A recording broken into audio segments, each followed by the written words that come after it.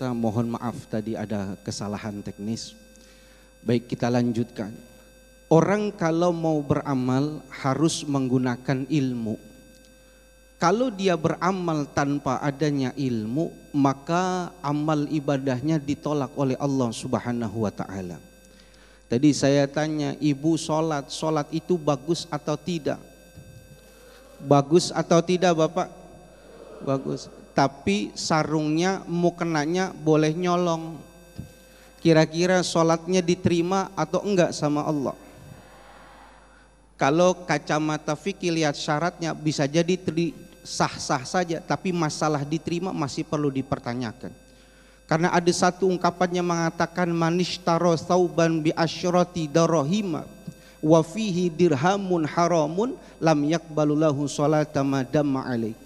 Siapa orang yang beli satu pakaian yang harganya 10 dirham tapi ada pada 1 dirham itu 1 dirham saja yang haram, bukan yang halal, dia pakai melakukan ibadah sholat dan lain sebagainya, maka tidak diterima ibadah tersebut karena tercampur oleh sesuatu yang haram. Jadi harus bersih, harus murni semua di dalam melakukan ibadah. Oleh karena itu belajar kita wajib kita mencari ilmu. Dari mana kita mendapatkan ilmu? Dari guru. Guru yang bagaimana yang perlu kita ambil ilmunya? Guru yang berpegang teguh dan tidak bertentangan ilmu dan amalnya daripada Al-Quran, sunnah dan pendapat para ulama. Halo? Halo? Guru yang berpegang teguh Al-Quran, sunnah dan pendapat ulama. Kalau ada guru yang bertentangan dengan Al-Quran, bertentangan dengan sunnah, menyalahi kesepakatan ulama, kata Imam Habib Abdullah Alawi Al-Haddad, wa in tara fil hawa, sekalipun guru itu bisa terbang di langit, wa masya fil ma, bisa berjalan di atas air, wa kharaqat lahul adah, bisa memberikan sesuatu yang bertentangan, sesuatu yang mentakjubkan yang tidak bisa dilakukan kebanyakan orang. Kalau itu bertentangan daripada Al-Quran dan Sunnah, maka jangan pernah kita ikuti dan jangan pernah kita belajar kepadanya. Nabi kita Muhammad SAW dalam satu hadis masyhurnya mengatakan, taraktu fikum amrai lan tadillu ma tamassaktum bihima kitaballah wa sunnata rasuli. Rasul mengatakan, aku tinggalkan kepada kalian 2 kitab pusaka, 2 perkara yang apabila kalian berpegang teguh dengan keduanya, pastilah kalian tidak akan pernah tersesat selama-lamanya. Apa? Al-Quran dan Sunnah.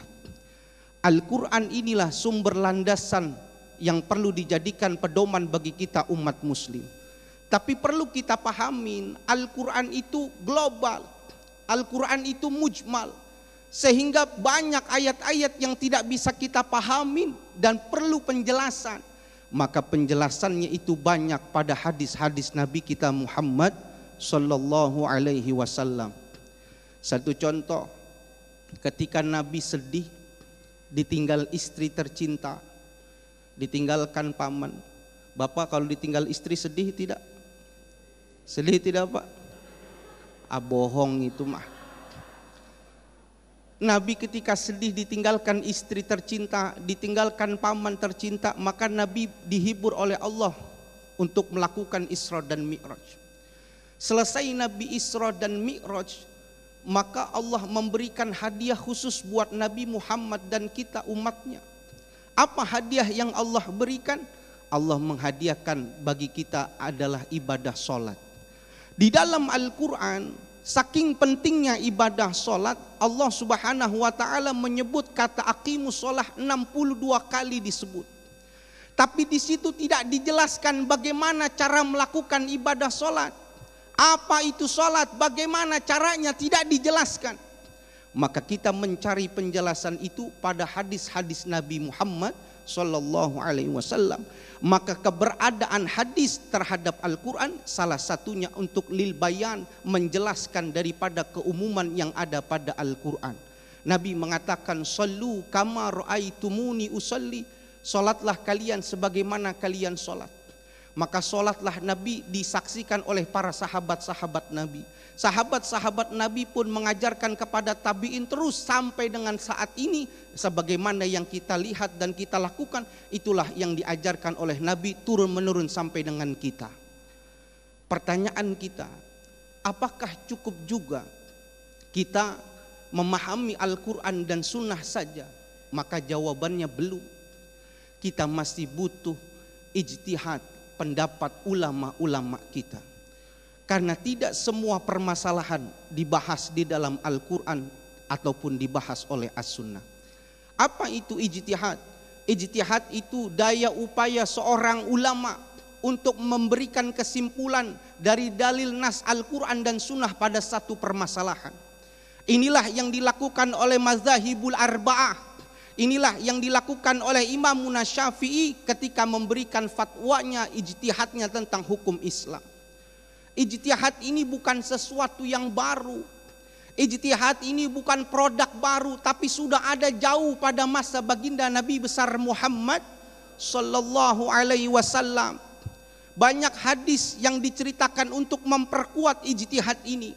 Ketika Nabi Muhammad sallallahu alaihi wasallam mengutus sahabat Mu'az bin Jabal ke negeri Yaman, maka Nabi bertanya kepada sahabat Mu'az, bima taqdi, wahai Mu'az, dengan apa engkau memberikan fatwa, memberikan jawaban?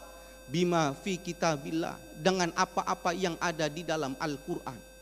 Fa ilam tajid fi kitabillah, bila tidak ada di dalam Quran, bima qada bihi Rasulullah, dengan apa yang dikatakan oleh Rasulullah. Kalau tidak ketemu, ajtahidu birra'yi, aku berijtihad dengan pemikiranku. Oleh karena itu landasan kita Al-Quran Sunnah, dan jangan pernah jauh berselisih dengan pendapat oleh ulama-ulama kita. Baik, terima kasih Ustadz Yusa, dan itulah tadi pemirsa yang dirahmati Allah, sangat jelas sekali bahwa makhluk manusia sebagai wakil Allah di muka bumi ini, diturunkan di muka bumi ini tidak untuk terombang-ambing dengan pikirannya sendiri. Manusia dibekali alat yang disebut dengan pikiran dan hati nurani, sekaligus buku petunjuk yang disebut dengan Al-Quran. Bahkan kita diberikan contoh yang amat sangat sempurna, yaitu Rasulullah SAW. Maka sangat jelas kita harus mencermati apa sesungguhnya bahaya melakukan sesuatu tanpa bersandar pada petunjuk Al-Quran. Itulah yang akan disampaikan oleh guru kita, Kiai Haji Khalil Nafis, selepas pesan-pesan berikut ini. Damai Indonesiaku.